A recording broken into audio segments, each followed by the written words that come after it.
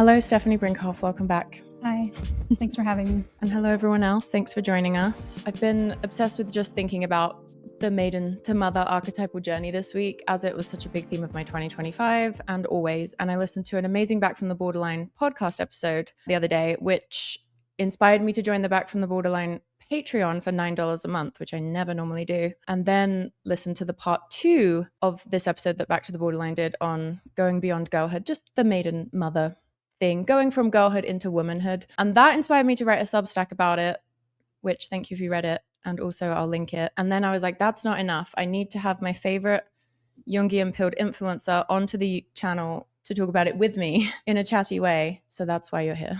That's why I'm here. Last time you were here, haven't we always talked about maiden mother crone when you've come here? I feel like in some capacity, yeah. In some capacity, but we're only getting wiser. So it's important to periodically bring you back, I think, as I realize more and more ways I've still been leaning into maidenhood when I maybe should be leaning into motherhood. Yeah. Yeah. We're basically just talking about growing up as a woman still. And there's a lot to unpack. I have a lot of things I want to talk to you about. And yeah, but how are you doing on your journey? You know, I'm as a mother, literally. I know. Yeah. I mean, I feel like it's tricky, especially living here, at least in my own experience. I haven't really had a lot of experiences with women who legitimately have moved from maiden to mother. It's kind of like they age and like they are technically older, but they're still kind of in that maiden energy. And so it's been confusing because I haven't felt like I've had a lot of models or examples, which I think is common for a lot of people. So it's been a lot of like looking to people outside of my normal, like surroundings to try and find examples of like, what does it actually mean to move into this archetype, like to mature, to actually grow up as a woman, because I was never really modeled that in my environment. And I think it's confusing too, because a lot of times you can look like you're in the mother archetype, but you're actually not, like there's a lot of crossover between kind of like performing maturity and then actually feeling like the embodiment of it. So yeah. And then, you throw kids onto that, which is very common here as well. Having kids when you're still a child yourself. And then you're kind of like, wait, how am I raising children when I am still a child? And then you're like trying to figure out how to do things that you were never really even taught how to do. You know what I mean? And some people almost seem to cope with that, like being a mother while they're still in their girlhood, by just have more of them, just keep adding to the pile. And then I don't know what that's all about. You see it in like the Kardashians, you see it in the Mormon wives. That's always just such a curious thing to me because it just seems so horrible and hard. Right. I know. And I feel like, I mean, at least if I look at how I used to be when I was Mormon and I was a parent when I was Mormon, it was just kind of like what I was doing was fine. Like I was unaware of my own ignorance. And so it was easy to then just be like, let's have another kid. You know what I mean? Yeah. I've been thinking a lot this week about how, I mean, it's a journey and it's like, there's not this clear line when you go from maiden to mother. Also, I don't know if anyone watching is going to be kind of bothered by these terms. I suppose if you are, then maybe this isn't the podcast for you, but we're essentially just talking about going from sort of disempowered girlhood into empowered womanhood, just for anyone who's like, what are you on about? But I've been thinking a lot about how it's not this clear line. It's like it happens in gradations. Like in a way, I feel like I almost started the journey of coming out of girlhood like 8 years ago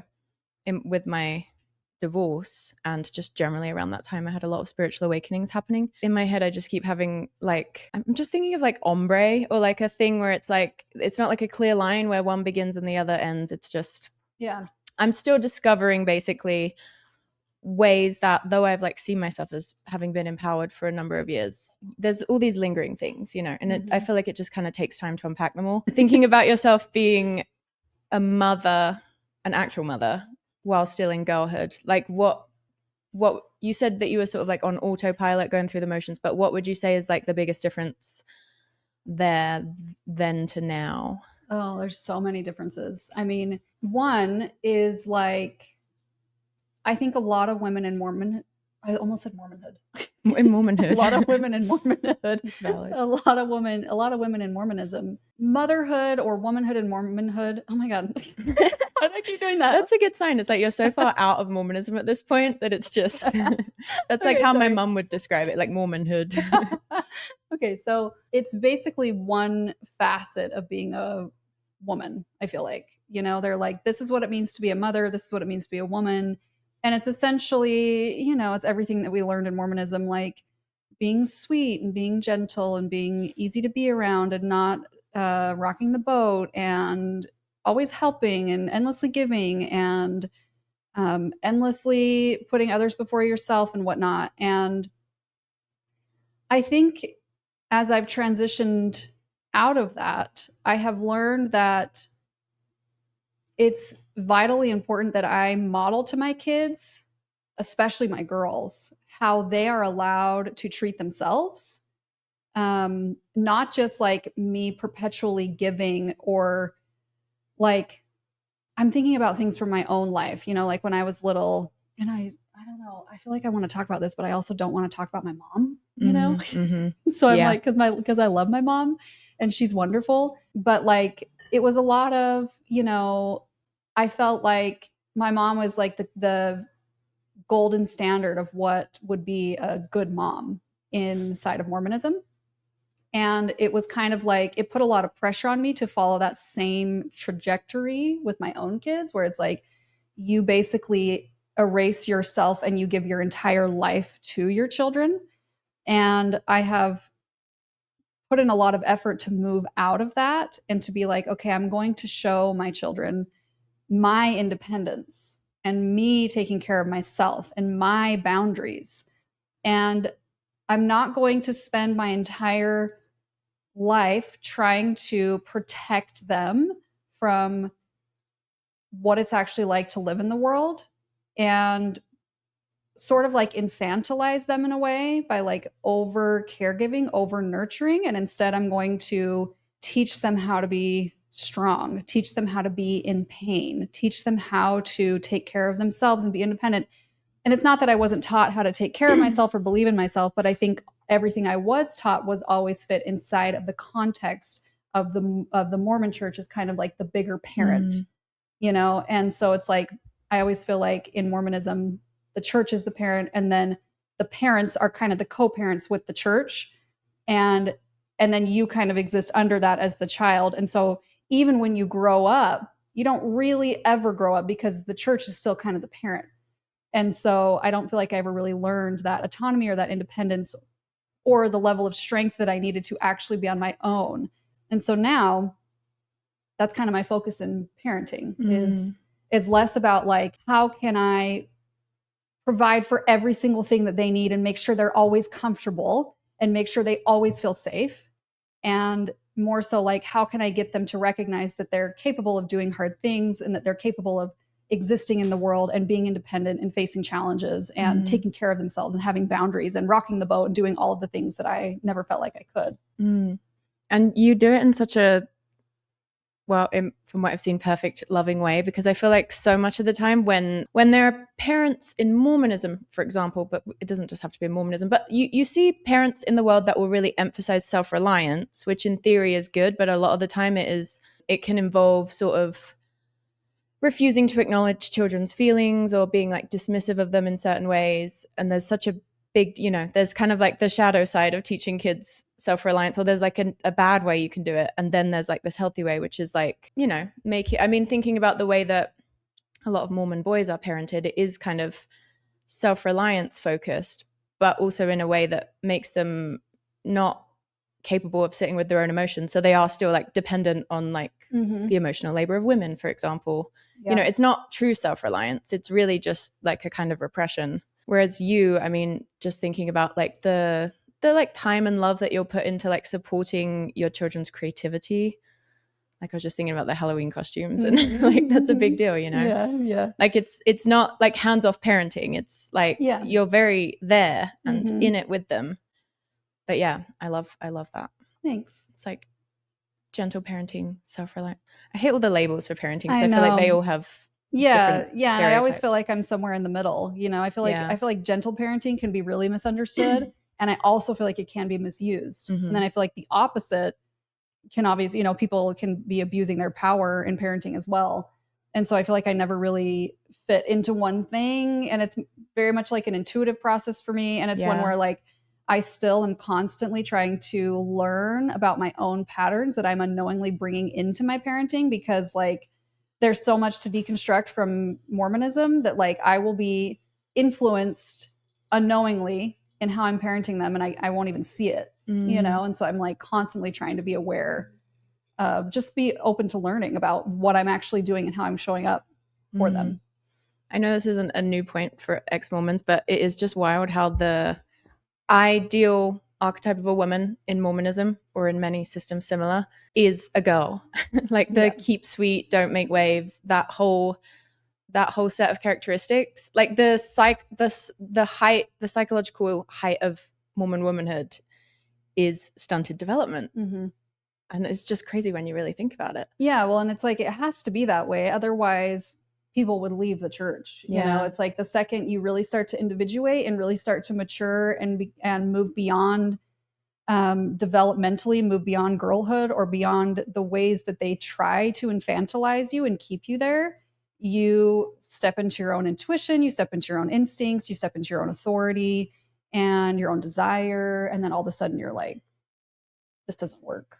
You know, like this system doesn't work. So it's like, of course they need the pinnacle of success as a woman to be a girl, because otherwise no one would stay. Is it Carl Jung or someone else that said the greatest burden on kids is the unlived life of the mother? Yes. Yeah, it's so real. Yeah, and I think he says the unlived life of the parents. And I think about this all the time, because I think that can mean a lot of different things and it can manifest in a lot of different ways.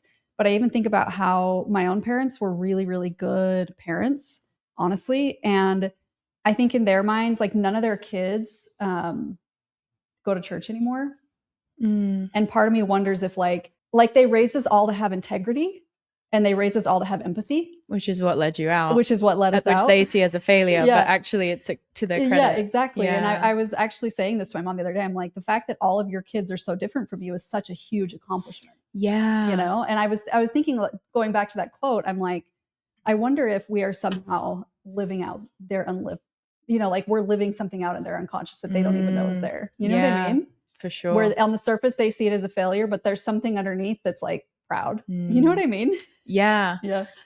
Something I loved that Molly Adler talked about on her Patreon was in a coven versus a clique. She talked about covens versus cliques. And she talked about how in cliques, there's like this demand for sameness, you know, homogeny, as we see in Mormonism and many systems like that. But in a coven, you recognize that everyone has different strengths, and that's what makes the coven strong. So if someone's facing north, holding the energy of fire, someone else is facing south, holding the energy of earth. It's always just so chilling when a family is too similar. Like, it's spooky. It is. It really is. And it's almost like, and that happens a lot inside of Mormonism, where it's like there's like these mini cults inside the cult. Yeah. You know what I mean? Like the families are just like a micro version of the macro. That has been the biggest theme of my coaching month. I don't know why, just the people I happen to have spoke to this month. The cult within a cult thing. It's like, because you're already, I mean, your brain's already primed for all of that kind of logic and reasoning. It's wild. The additional abuse that can bring about. Yeah. That's like kind of not Mormonism's fault, but also is very chilling. Yeah. And it's like it adds layers of it becoming more and more confusing to recognize or wake up to, because it's affecting you on a larger level and a more interpersonal level. Yeah. And you could leave Mormonism and you've still got all this other stuff. Yeah. I just always think about the microbiome and how obviously you want like a variety of gut bacteria. And I just think it's the same generally. Like diversity in families is good. Diversity in the world is good. You just, you know, need to have like healthy structures to allow everyone to coexist. Yeah. And going back to the whole like maiden to mother transition, and how everybody inside of Mormonism as a woman needs to stay in girlhood. It's like that sameness, it's detrimental on so many levels, especially like on an individual level, but then on a larger collective level, you know, it creates like echo chamber. It creates an environment that doesn't promote actually growing, actually expanding, actually changing. And the mold, the archetype that they want you to stay in is very harmful to like your emotional and spiritual, physical, psychological well-being, because it's the foundation of it is like obviously violence towards women. You know what I mean? Like that is literally the space that they want you to stay in. It's basically like stay in this archetype, stay in this way of being so that we can take advantage of you. Stay in girlhood so that you don't know what we're doing. Yeah, it's like they want women to have weak social immune systems, so they just take in anything. Yeah. Or they don't know what is and isn't theirs to take in. And they can't recognize their own power. They can't recognize their own intuition. They can't recognize that they're being taken advantage of or abused or manipulated or whatever. Like they can't see any of that because they're in this perpetual, like, I think a key aspect of at least me in my own process of recognizing how I'm in this maiden energy is there was like this unearned trust in my surroundings. You know what I mean? Like you're just like this very innocence, like they praise this sort of like innocence and purity and whatever in women that causes them to just be like, everyone is good. And like, yeah. And like, this is, whatever. And it's like this lack of discernment. Yeah. Discernment doesn't get developed because you're just so overly trusting in an environment where no one has earned that trust. Yeah, that's a really good point. And it's hard as well because, I mean, it sounds like you had a pretty safe upbringing. Like you grew up in Mormonism and I didn't. And I think you had a safer upbringing than me, not necessarily because of Mormonism, but it's a tough one because you had experienced reality as safe and you want kids to grow up thinking that life is safe, generally speaking. But yeah, it's developmentally appropriate to get more discerning and more aware of what's not safe as you get older. And obviously that's kind of a bad thing for a Mormon woman to do in that system. Yeah. And I think too, it's like, how are you teaching your children what safety is? Because at some point you have to move from the child who is like seeking safety into the container of safety, where it's like, okay, I'm not looking for safety because I have learned to create safety in here. And that's kind of what I try to instill in my children now, because Mormonism, the whole thing is like, you have to like seek safety and you have to be safe and like stay in the boat. And it's just like protecting yourself, blah, blah, blah, because everyone feels so disempowered. Their only sense of safety comes from believing they are inside of this organization that keeps them safe. But I think when you start to move into motherhood and you start to mature into the mother archetype, I will say, it has nothing to do with actually having children or not, but just the archetype. It's like you become the vessel for safety, where it's like, it doesn't matter what's happening. I mean, of course it matters what's happening, but it's not destabilizing you in the same way that it would if you were still a child. It's like you need to become that the creator of that, the transmitter of that for the people around you, for your children. I remember when I was a kid, my best friend's mom, who was like my childminder throughout my childhood, like she raised me a lot, she would always tell me and my friend Hannah, if we're ever on the train, on public transport or whatever, and for whatever reason, like you get off at the wrong stop or something happens, I can't remember the exact sentence, but she would be like, just stay where you are and I will come to you. Like, what if anything happens, you stay there. If you can, look for a woman with kids who you can talk to, but like just stay put. And I'm like, that is good safety advice for a child, to stay put. But then as you get older, you're going to be a lot safer if you can be on your feet. There's situations where you need to move, basically. I'm just thinking about the whole thing with Mormonism is sort of like, stay here and then you'll be safe. And it's like, there's a point up to which that can be true, but then you rob yourself of safety later down the line. Yeah, because you never learn how to develop a sense of safety within you. Yeah. You always are reliant on your environment to be safe. And so then as soon as the environment isn't safe, you're like drowning because it's like you have never developed it inside. And then all you know to do is to just go back to that, which is the whole. Yeah, or you scramble or you spiral into chaos. You do. Yeah, speaking from personal experience. One line that Molly said in Back to the Borderline that I loved was labeling people as a control fantasy.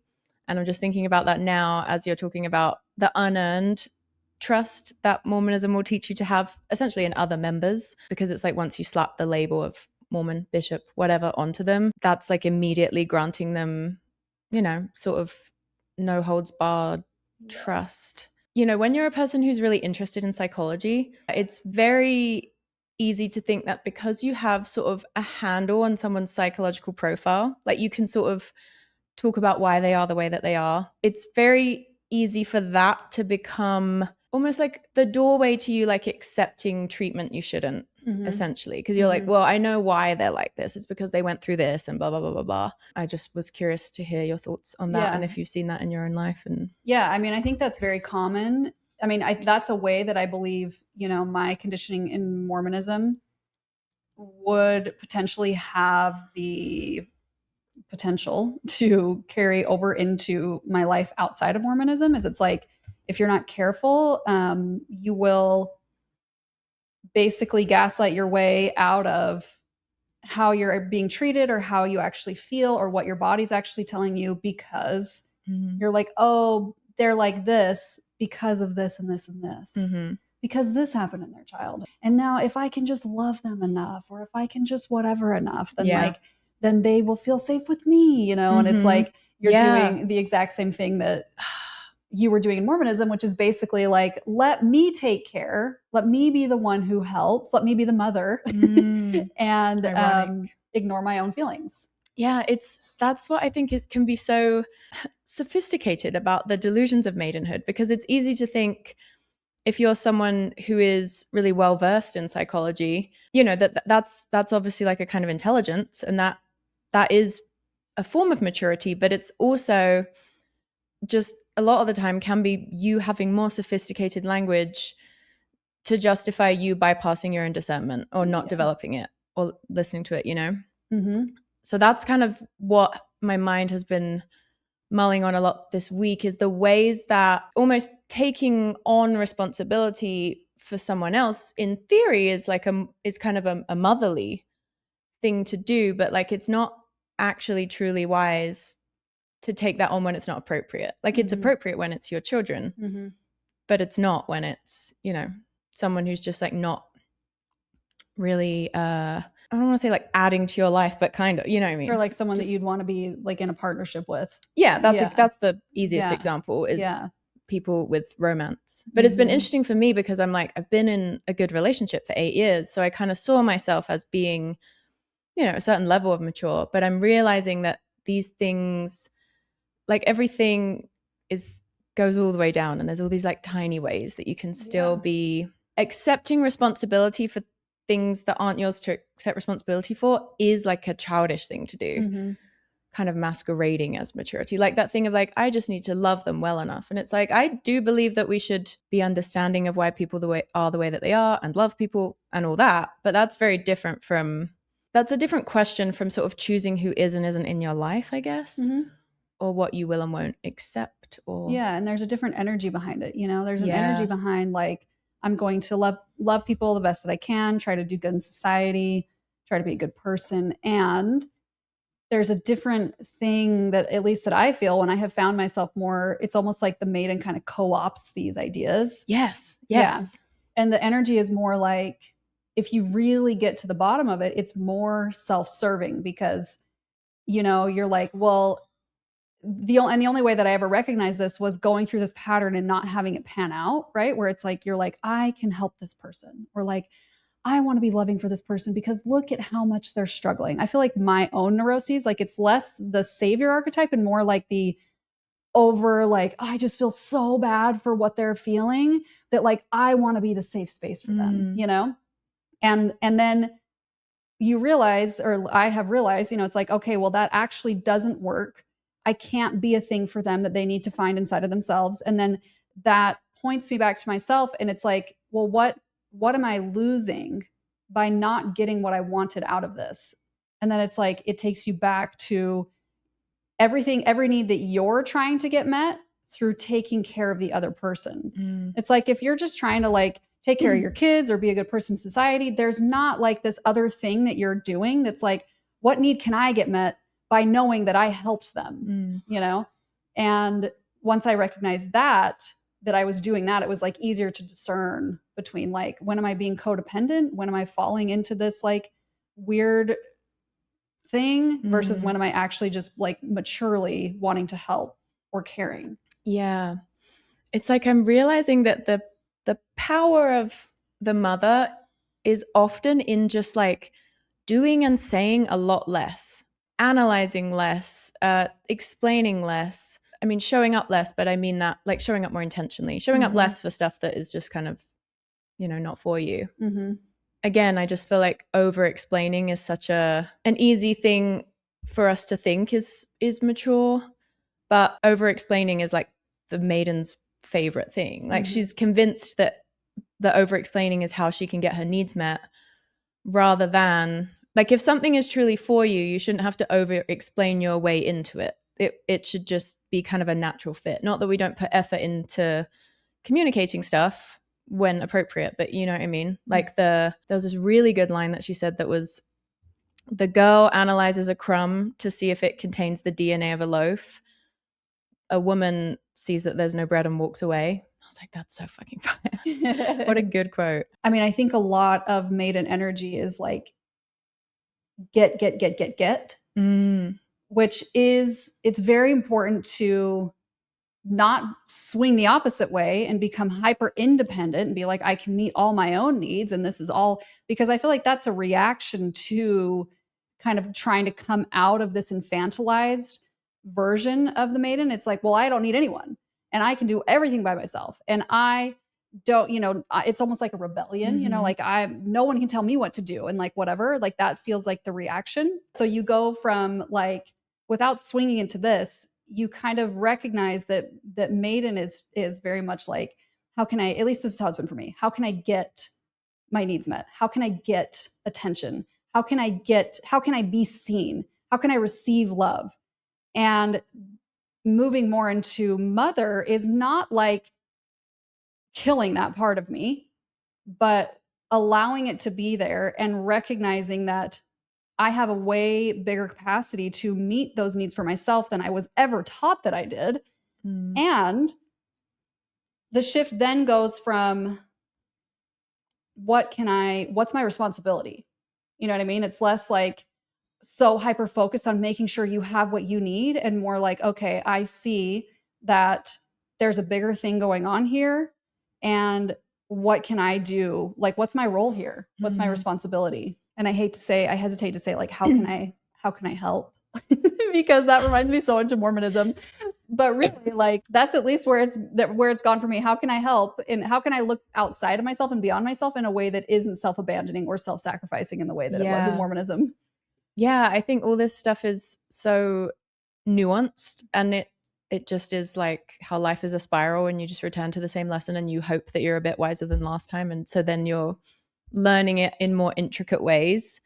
That's how all of this has felt for me. A big thing I've had to develop is patience, because as you said, like the mother is able to be like, okay, maybe I don't have this need met that I'm recognizing, like, it would serve me well to have this need be met if there's a healthy way I can have that happen. But being willing to sort of sit in the space of not knowing how you might meet it, but sort of being open to, trying things or whatever, as opposed to, I feel like in girlhood, you're just like, okay, well, what's like the best thing I can think of to do? And then which like in Mormonism is like, oh, read my scriptures every day way more. And that'll be, you'd sort of cling to the ideas you already have. And I feel like patience is an important quality to develop. And I feel like that's one I've always, I don't know, that's been one of my weak areas in life is patience and not being reactive. But then sometimes I feel like people that are raised in these sort of infantilizing systems almost have too much patience and almost aren't reactive enough, which is maybe more your journey. I don't know. Yeah. I mean, I think my journey was more, like too much patience, but then it kind of swung into the opposite, I think, where it was just kind of like the reactive, like, I don't know, like, I don't ever want to be bored. Yeah. That is the single life ruining thing for me. Boredom. I'm so scared of boredom. Yeah. Yeah. So I kind of swung into like, it almost went from like, I don't take care of myself at all to fuck everybody else, I'm gonna do whatever the fuck I want. Yeah. You know what I mean? Yeah. And then it's like, which I think is a necessary part of development, you know. And I will say you and your like, fuck everyone, I'm going to do whatever I want wasn't that insane. Not like you're out there causing mayhem, really. I was mostly just like, I'm not going to do my laundry today. You're such a rebel. Yeah, I think I keep losing my train of thought today. I know. I mean, my brain is. I feel like I've got days of alcoholism backing me in this moment, and I'm like, damn, Sam. The balance of getting your needs met and meeting your own needs, like this has been a huge one for me in the whole like Maiden to mother thing. Just like how you were saying, you know, I think when you develop a little bit more of like an internal sense of self, you recognize the flexibility to get your needs met in a lot of different ways. Where it felt to me when I was I had less of a sense of self, it was more like I would pick, usually a man, but it's different for everybody. I would pick one person or one thing that I was like, this is the thing. And then it's like, if that can't meet my needs, then I'm destroyed. You know what I mean? And then it like, as I developed more, it was like, okay, there's a lot of different ways that I can get my needs met through a lot of different people, a lot of different things, a lot of different experiences. Yeah. I feel like mother energy is recognizing you got to spread stuff out like in many different ways. Like yeah, balance. It is kind of a quality of girlhood that you're all in on one big thing, or when you are feeling kind of off, you're looking for sort of like the big existential answer to the fact that you're essentially just feeling discomfort, as opposed to the older I get. And I feel like 2025 was in some ways was a hermit year for me. And the lesson over and over again was just like, keep going back to the small stuff that you know, brings you back to yourself, helps your body feel like it's in a good place, rather than letting yourself spiral out and then get so existential that you're like, I need to make a big move. So I need to like change everything in some way, which, can also be true. Like sometimes you do just have to make a radical move. Yeah. I think another huge piece for me has been, and probably this is because I've worked in the beauty industry for so long, but it's just been the recognition of how much my sense of self-worth has come from feeling like I embody youth, Yeah. And feeling like, it's just like as long as I can, if I get older, as long as I can still look young, then I have value, and then like, I'm making myself sound like I'm like 100 years old. I'm not, but like you get to the point where you're like, oh, that's not working anymore. Yeah. Like, have you seen that video of that guy who's like, you can look old, or you already looked young. You can't look young anymore. Yeah. You can look old, or you can look weird. It's true. And yeah, anytime you're trying to keep something in the same state for too long, it's not going to go well. Yeah. And this has nothing to do with like what you choose to do, as far as like, because some people are very like, I'm anti like getting work done. And other people are like, women can do whatever they want. I'm more in that category, that I'm just like, who the fuck cares? Like I got a nose job. Some of my teeth are fake. So good. Your nose is great. Thank you. So yeah, I'm like, everybody can do whatever the hell they want. But for me personally, I feel like there's been I guess I would say a shift in the reevaluation of what gives me worth. When you feel like, oh, you're not like, I'm not turning heads on the street anymore, as if I ever was. But you know what I mean? Bet you are. When you're young, it's like, you're just a woman that walks around. Yeah. And it's like, that's not happening anymore. And so then you have to really, I've had to really examine, okay, how much of this maiden energy is like my value comes from the fact that I embody this youthfulness and that I, like I seem alive and I seem fertile and I seem, whatever. And how do I find my value now that like that's going to continue to shift, and change?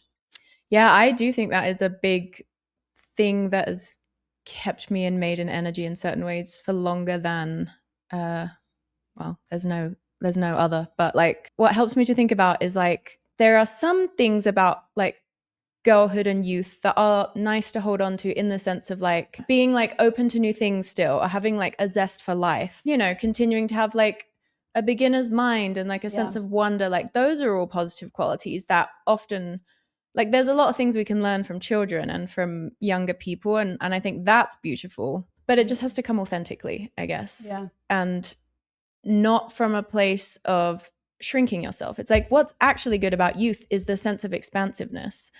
But then so many efforts, I feel like, to make yourself seem younger as a woman, they are about just like feigning girlhood for longer. Whether it's in the way you look or the like the way you act. And I'm sure we can both think of a million times where you'll just bring like a more submissive energy in a situation where it wasn't warranted. Like it was really just kind of serving our own ego or delusions or whatever. Being willing to become unattractive to because a lot in like kind of a stunted society, which I'd say we are, like a lot of men want girlhood for its smallness and for the ability to sort of manipulate it, control it, whatever, or even just to not have to reckon with themselves as much. Like I feel like a truly mature woman is pretty threatening. Just even if she's very friendly, there's still like something threatening about that to like sort of an immature man. And he certainly wouldn't be like attracted to it necessarily, right? But I think it's really freeing just to be like, actually I want to repel immature men. I know. And that's been a tricky one for me too, because I think my experience has mostly been, I grew up in patriarchy, so it was like a lot of patriarchal men and a lot of women who had also internalized the patriarchy. And the conditioning, it's like, okay, yeah, I can get to the point where I'm like, I'm comfortable in my skin and I'm comfortable with who I am and whatever. But there's no way that any man is ever going to want that or be attracted to that, which is not true. That's not true. But that's been one that I've had to be like, oh, this is I probably just have this belief because of the environment that I grew up in, where it's like, I do know a lot of men who are like, they are not attracted to older women. They are not they want someone who doesn't have any signs of aging. They want someone who, all those things. And it's like, they see a woman who, like you were saying, is actually just embodied. And they're like, ugh, I was talking to my guy friend. He won't mind me saying this, I'm sure, the other day, but he's like 42, 43, and he's just getting back on dating apps after like a divorce a while ago.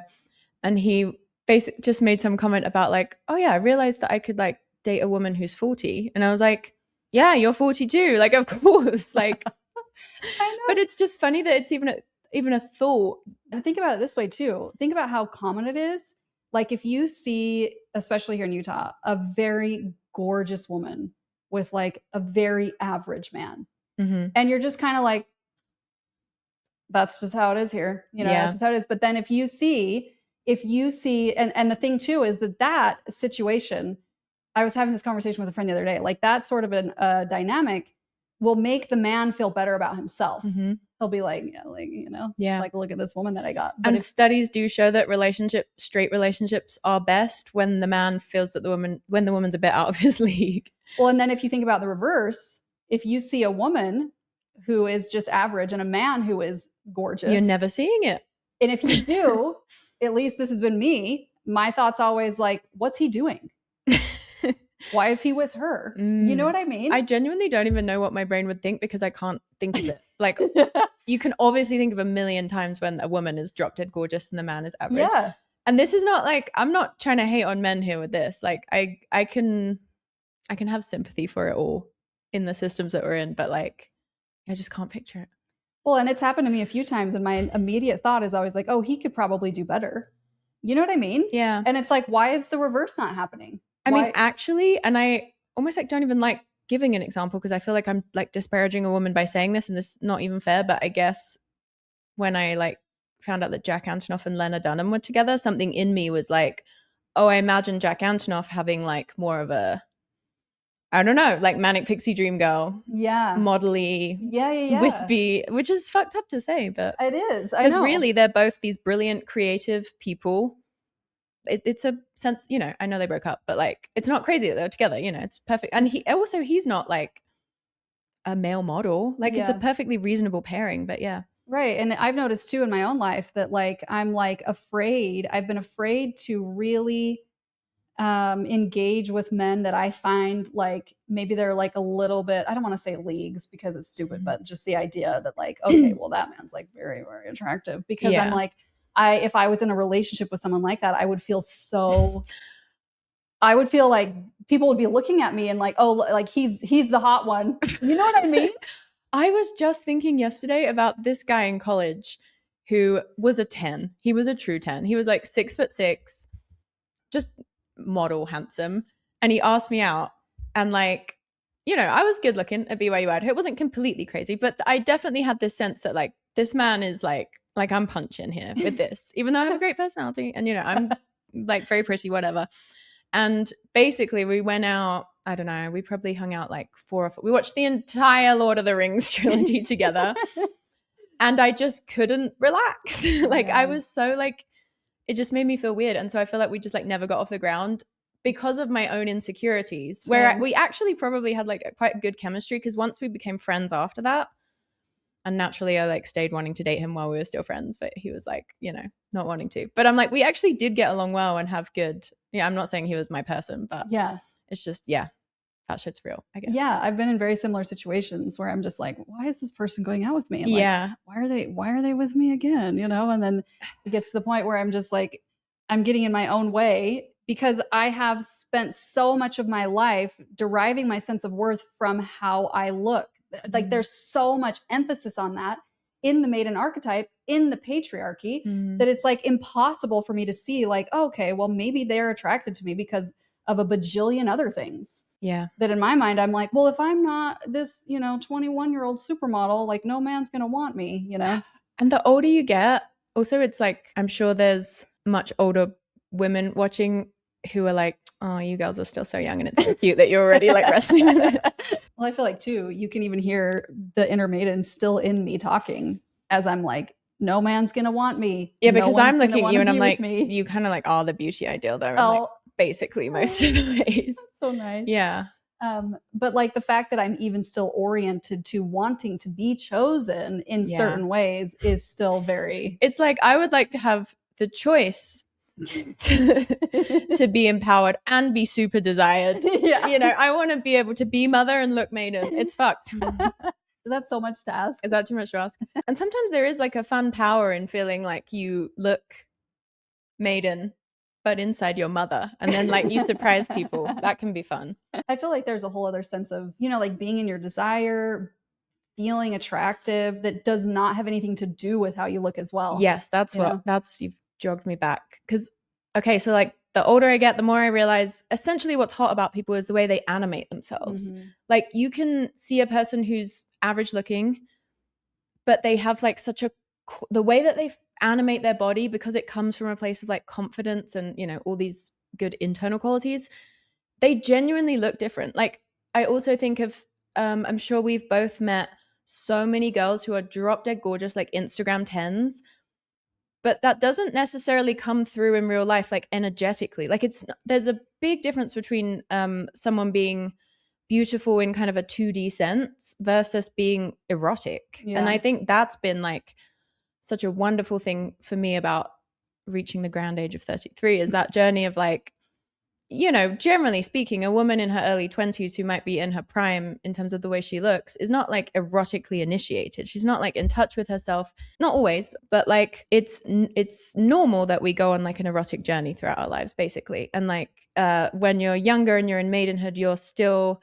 more in sort of like a performing mindset. And if you're lucky, you're experimenting with like, your true desires and what pleasure actually looks like for you. And I'm not just talking about sex, I'm talking about just generally in life, being like in touch with yourself and with life. Like that's what the hottest people, it's like dancers are so attractive when you watch them dance, because they're so like embodied in it. And like there's something so magical that's able to flow through them because of that connection they've spent time building with their bodies.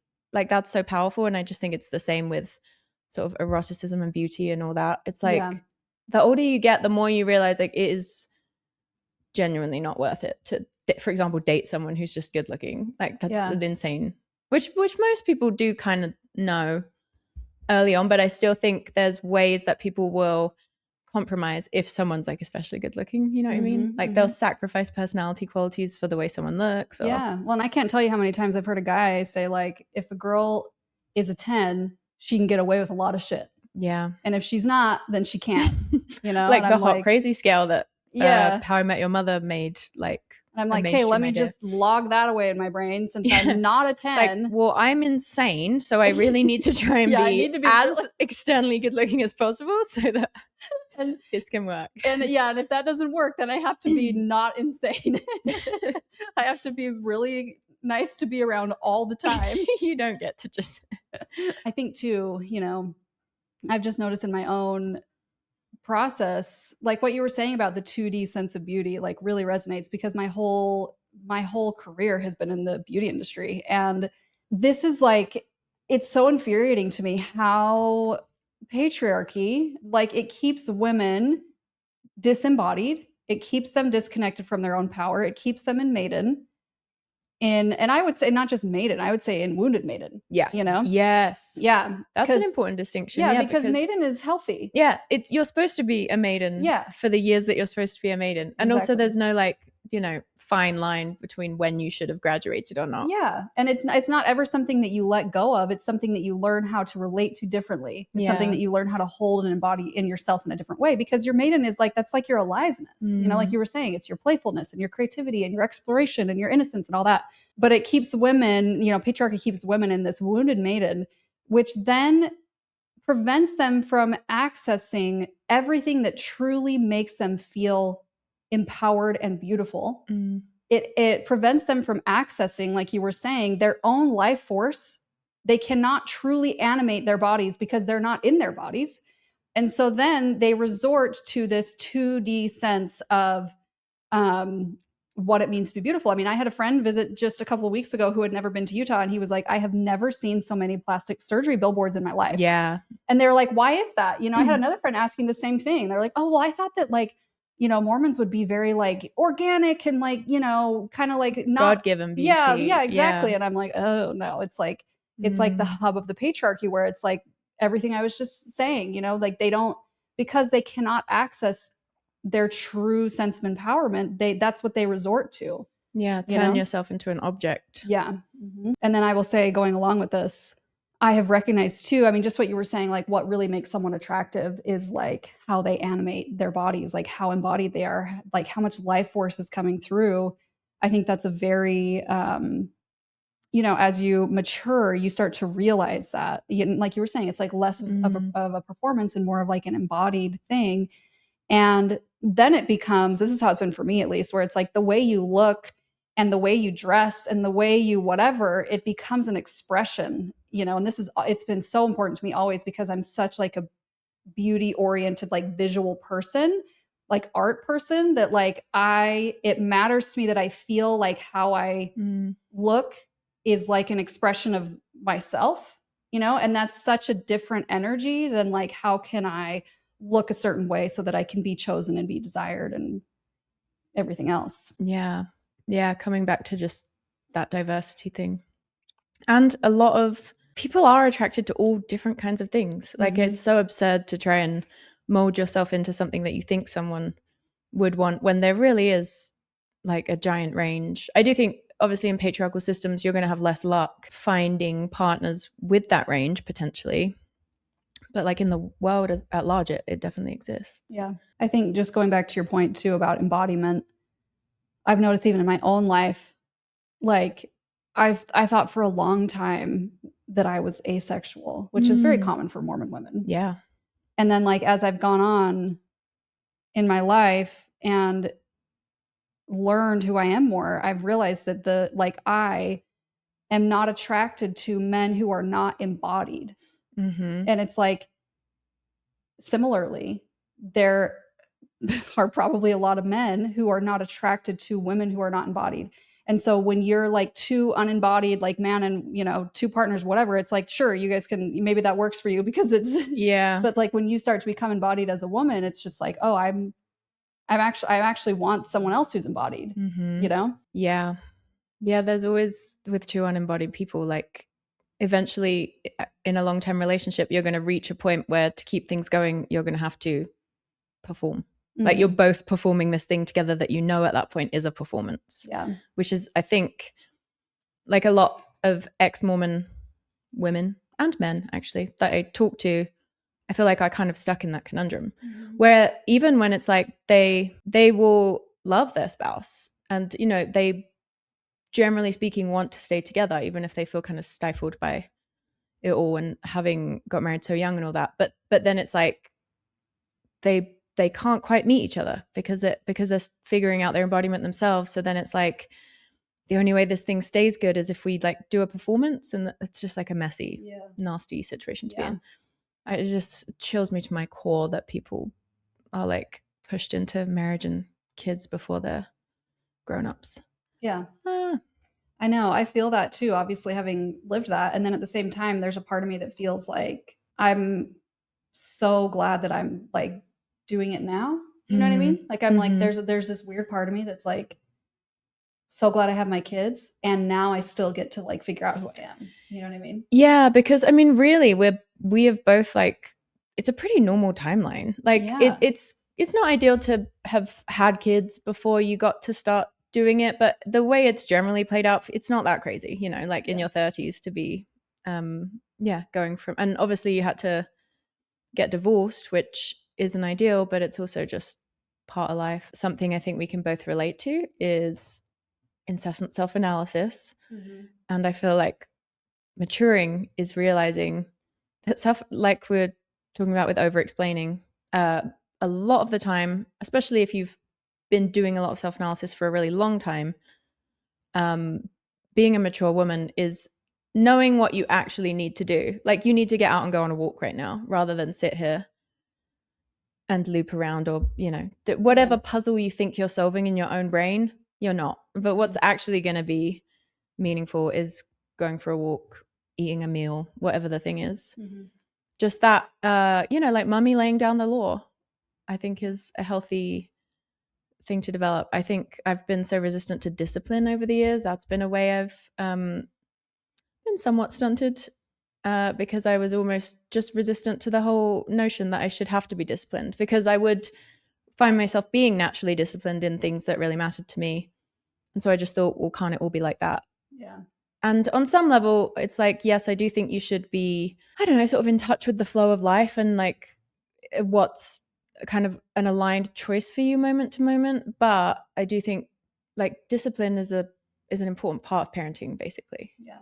Oh, 100%. I'm like, this has been such a huge thing for me as I've like learned more about like what healthy womanhood looks like, or healthy parenting or motherhood. I feel like Mormonism gave me ideas that made it like 9,000,000% harder than it needs to be.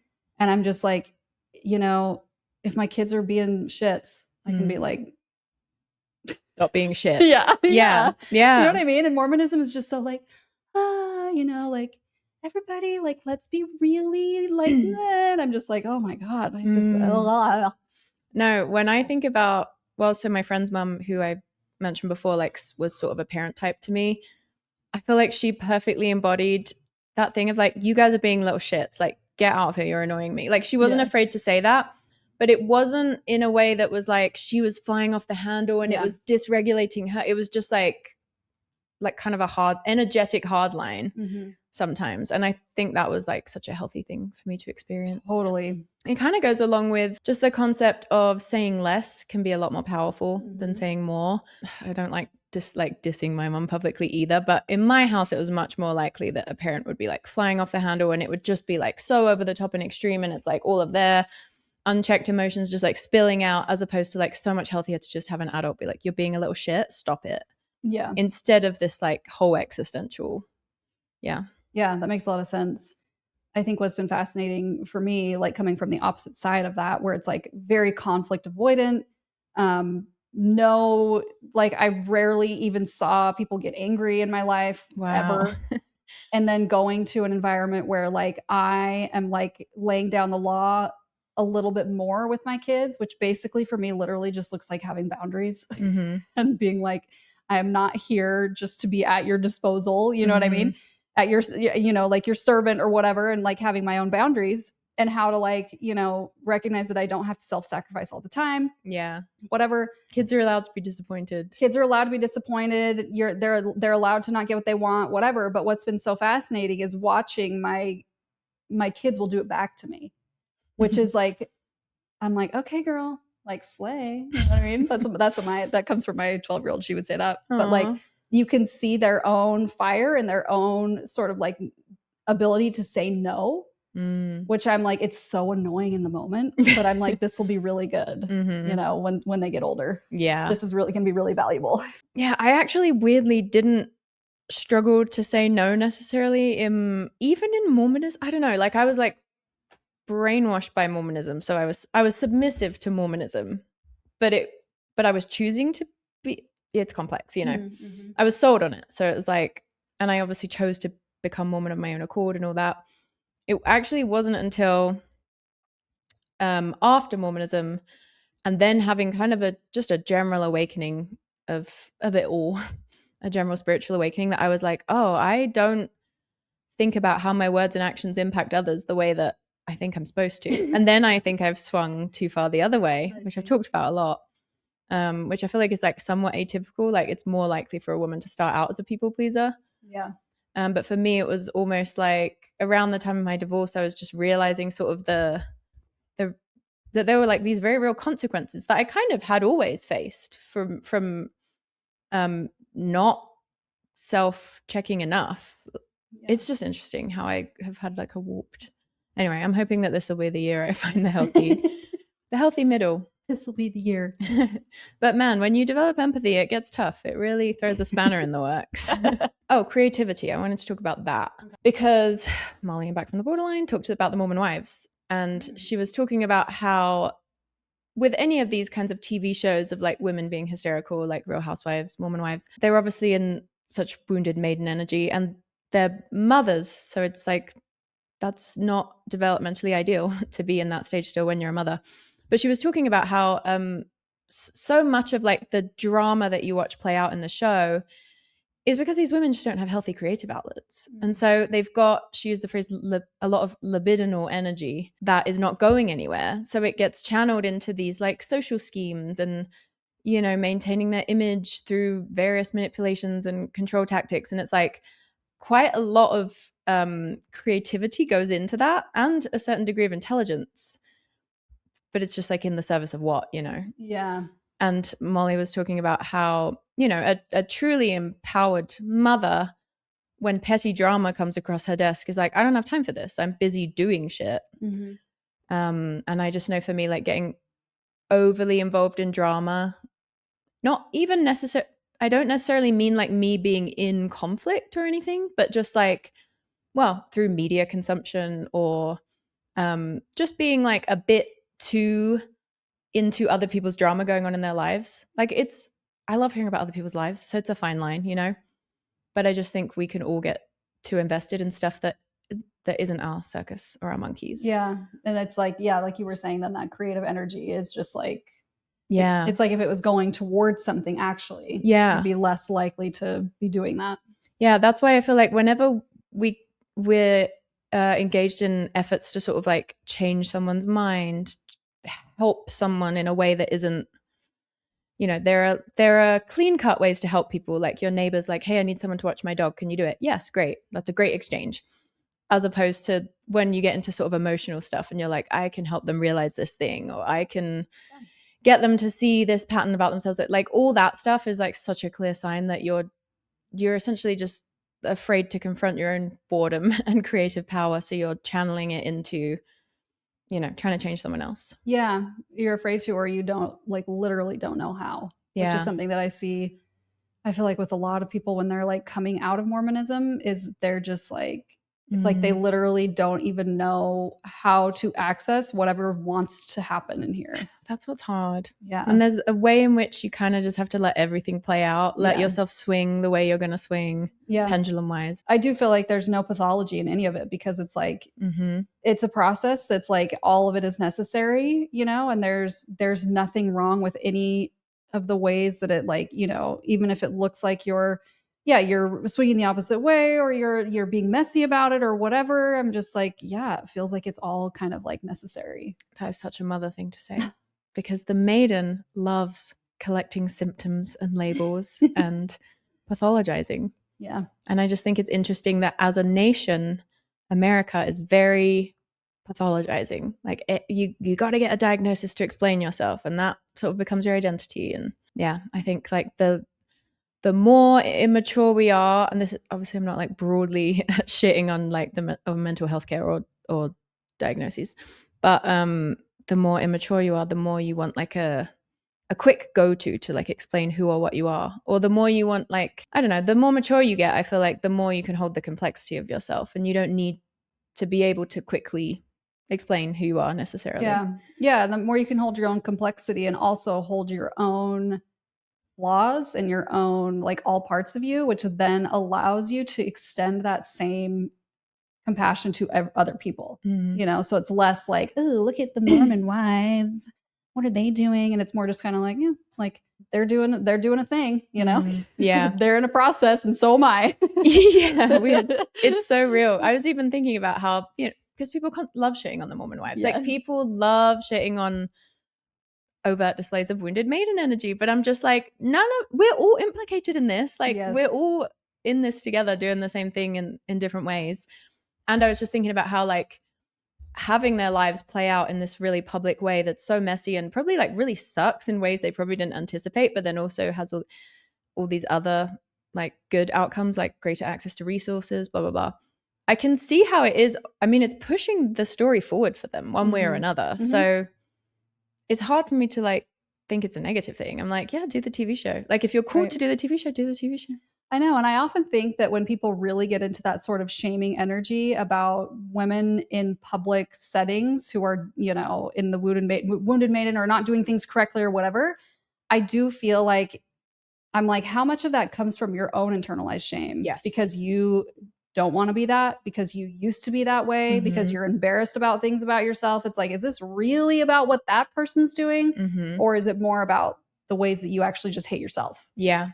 Because I feel like we're the most triggered and also preachy about things that we either just recently started to overcome or are like currently dealing with. As in, if I encounter someone, for example, who's like so steeped in Mormonism, for example, that they leave like a heinous comment on our YouTube channel that's just like, you're going to hell and blah, blah, blah. It's like, that doesn't even touch me. I'm just like, damn, like that sucks to like kind of be in that mindset. That's got to be rough. And that's the type of comment I just have no reason to respond to. But if someone were to leave a more nuanced, sophisticated comment about the things that might be wrong with me, that's the one that's going to get me, right? Like, that makes sense. So I feel like lessons that we learned a million years ago, or a long time ago, we don't really care that much. They don't necessarily trigger us. It's like we only get triggered by people doing things that are like closer to where we're at, like one or two lessons before even. But then it's like, I feel like once you've truly learned the lesson, you don't feel the same need to engage. So. Yeah, because then there's no longer like an open wound there. I feel like that's really what the trigger is. It's like you have this like open wound in you that you can't see, and then somebody like stabs it and you're like, ugh. But it's like, if the wound is healed, then you're just like, they're just like poking your skin. Yeah. Like, I mean, 12 years ago, someone telling me I was going to hell could maybe have incited that could have riled me up. And now I'm like, that's so funny to imagine that riling me up. And something I love about getting older is I feel like there are less and less things that can rile you up. Well, there's different things. It's not all easy, but like it's so wild to me, like looking back on things even 6 months ago and being like, how did that impact me? And it's like, but it impacted you because you kind of had to have it impact you to then move through the lesson and all that. But it's just unfortunate that that's how it works. It really is. It could work a different way. But it does. I do enjoy the powerful feeling of realizing how much actually isn't yours to hold, and how much, like, something I have a strange love of doing when I have it in me is like when someone indirectly or directly like accuses you of being something that you suspect you might a little bit be, but ultimately know that you're not. I'm like, just say to yourself, yeah, that's so true. I am like that. Like, if someone, I'm just making this up, but if someone called me a narcissist, in like a well thought out comment that, I don't know, that could potentially like touch a little something in me, because I'm like, I am kind of self-involved and I don't really like how much I think about myself and blah blah blah blah blah. But instead of, going to like defend myself, be like, yeah, no, so true, I am kind of a narcissist. And it's so freeing when you're just like, what's the worst thing a person could think about me?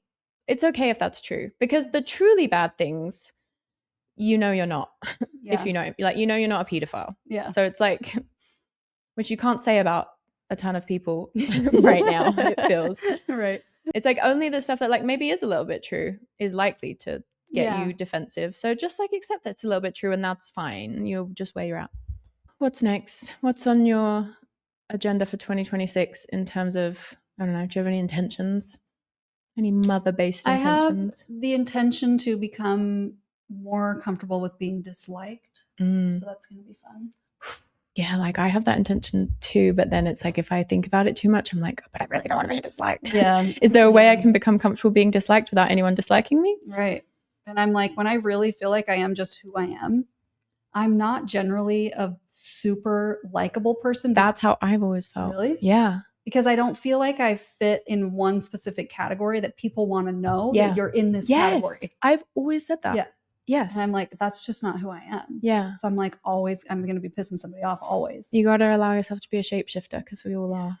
And so that's, I mean, my two main intentions for the year were to get better at being disliked and go towards the things that I'm afraid of. And then, I think I can feel, I mean, just even what we were saying, going back to like the Mormon wives or like conservative women, I feel like it's also in the coming years going to be vitally important to have safe spaces for women who are coming out of those belief systems. So I've been trying to figure out how I want to like approach my social media, or how I like want to show up in a way that is not going to feel unwelcoming or shaming to people who are coming out of those belief systems. Because I'm like, man, I think there's going to be a lot of women, you know what I mean? Especially that are kind of like, wait, what am I doing? And what makes you think that? I mean, I agree, but yeah, I just feel like it's definitely at a tipping point. That's how I feel. I think that there will be a large portion of the population that like, or hopefully not large, hopefully small, that there isn't a tipping point, and like things get batshit crazy and they get more and more insane and they just like dig their heels in deeper. But I feel like the majority of people that I know personally who are Mormon are just kind of like really good people who have just been doing the only thing they've ever known. And there will be a tipping point where they're like, wait a minute. Like, this is no longer okay, especially with Oaks in now. Who knows what that guy's going to say or do? And then who's after him? Is it Bednar? And it's going to get even worse. And so it's going to be real bad. Dire. Yeah. And so I feel like there's going to be people where it's, like they reach that tipping point. And then it's like, if these women don't have a way to support themselves financially, if they don't have a community, like if they don't know where to go, I just feel like they're really going to be needing spaces that are more welcoming for them. So that's been kind of on my mind too for this year. Yeah. I think the creativity piece is interesting in relation to that, because I didn't, as I was telling you before, I didn't do a lot of coaching last year because something felt off enough in me that I just wasn't like drawn to trying to do too much of it. But the thing I've realized is like, it's so much like a lot of our dysfunctions can be channeled healthily in appropriate contexts. And I'm not like, it's not like I've been some like crazy person interpersonally or anything, but I do think my impulse to like give unsolicited advice, for example, in like a general social setting can be kind of like, it's not ideal. But if it's like someone has booked a session with you and is sort of seeking out your thoughts, and then that's like an appropriate context in which that can be like very valuable and can be an offering to the world. I think so much of maidenhood is like you're still figuring out what your offerings are. And I think there's ways that they can come out in sort of random, unhelpful contexts because you're trying to get a handle on them. Like, I think a lot of us have like gifts that are like, every gift kind of comes with a price, and sort of you got to learn to wrangle it and, all that. Yeah. And I think that like even trying, like you said, trying to figure out what your own medicine even is can be really confusing when you have historically been so disconnected from yourself. Mm. I feel like this year is the first year, I think, in my entire life that I have been like completely free of any type of male anchor. Mm-hmm. So it's like, you know, I have a dad. I lived with my parents. I was the child, the daughter, up until I got married. Then I was married with the husband for 11 years. And then almost immediately after that, went into another relationship that wasn't, it's complicated, you know, we don't have to talk about it. It wasn't like a full blown relationship, but it was enough of an anchor for me that I was kind of like, and that's recently, you know, kind of like run its course for whatever that was. And so this is like the first year that I'm completely on my own. And it's interesting how like I can feel things about myself coming online that I didn't even know were there. Or like it's like they kind of were there from childhood, but now they're starting to, I'm like, oh yeah, like this is who I am. This is who I am. Oh yeah, like this is who I am. But I'd had so much of my life just kind of like being distracted by this idea that I was supposed to be something for a man, that now I'm finally like that life force is freed up so that I can actually realize what is it that I want to do? What is it that gives me meaning on my own? How can I be self-determined? How can I be, you know, orienting my life that way? And to speak to what you said about like nothing really being a pathology, it's like you have to realize the limitations of your own stories. Like I feel like life is essentially just all of us playing out whatever stories we think are the most true. And if you're lucky, you kind of regularly realize the ways that those stories are not true. And that's how you're able to like psychologically develop. But if you're in a system that demands that you keep the same story forever, that's going to cause problems. Yeah. So just what a gift to be able to. Yeah. And I will just add too, not to even like shit on any of those men either. It's like a lot of it's like they weren't asking anything, you know, a lot of times it's like when you grow up with like all this internalized patriarchy, for me as a woman, I'm like, I'm giving men these power that just, they're just like, they don't even want it. Yeah. You know what I mean? But I can't help it. Yeah. And so now I'm just like, I need to stop doing whatever that is so that I can focus on my own things. Yes. Beautifully said.